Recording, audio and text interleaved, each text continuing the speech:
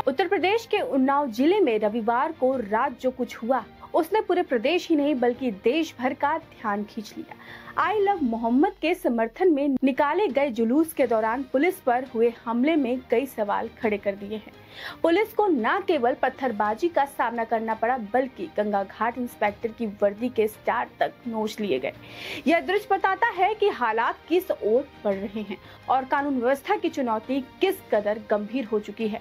दरअसल जैसे जैसे 2027 का विधानसभा चुनाव नजदीक आ रहा है, विपक्षी दल और मुस्लिम समुदाय के कुछ कट्टरपंथी हिस्से ज्यादा आक्रामक होते दिख रहे हैं। हालात ये है कि अब उन्हें पुलिस का भी खौफ नहीं रहा।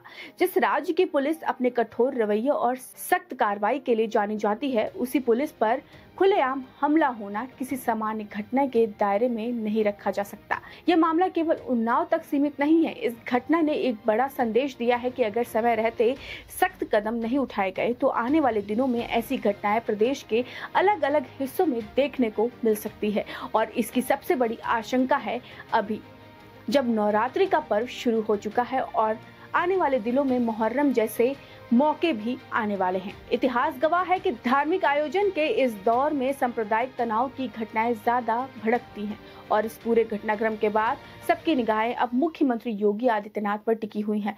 वजह साफ है, योगी को हमेशा कठोर प्रशासक और जंगल राज पर नकेल कसने वाले मुख्यमंत्री के रूप में देखा गया है, लेकिन उन्नाव की घटना ने उनकी छवि के सामने एक नई चुनौती खड़ी कर दी है। सवाल ये है कि योगी आदित्यनाथ इस पूरी स्थिति को लेकर किस तरह का कानूनी और प्रशासनिक कदम उठाएंगे। क्या वे परंपरागत तरीके से लाठी डंडे और गिरफ्तारी तक सीमित रहेंगे या फिर कानून व्यवस्था को मजबूत करने के लिए कोई ठोस और मिसाल कायम करने वाला कदम उठाएंगे। यह भी समझना होगा कि यह मामला सिर्फ जुलूस या पुलिस पब्लिक टकराव का नहीं है, ये चुनावी राजनीति से भी सीधे जुड़ता दिखता है। विपक्ष चाहता है कि माहौल गर्म हो और सत्ता असहज हो, हिंदू वोटर में बेचैनी हो। वहीं मुस्लिम समाज का एक हिस्सा यह मान बैठा है कि जब तक वे सड़कों पर उतरकर आक्रमणता नहीं दिखाएंगे तब तक उनकी राजनीति मौजूदगी नहीं मानी जाएगी। ऐसे में यह तनाव सीधे सीधे 2027 के चुनाव समीकरणों पर असर डाल सकता है। इसलिए योगी आदित्यनाथ के सामने आज की सबसे बड़ी चुनौती यही है, कानून व्यवस्था को हर हाल में काबू में रखना, दंगइयों को दबाना, माहौल को बिगड़ने से रोकना और पुलिस का मनोबल टूटने न देना।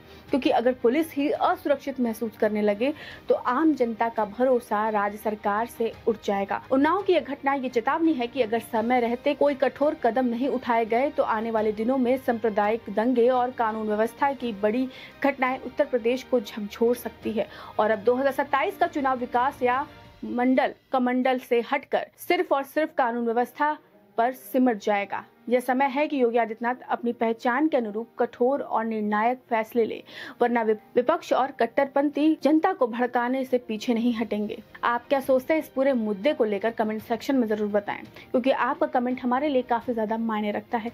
अगर आपको वीडियो अच्छी लगी तो वीडियो को लाइक करें, चैनल को सब्सक्राइब करें।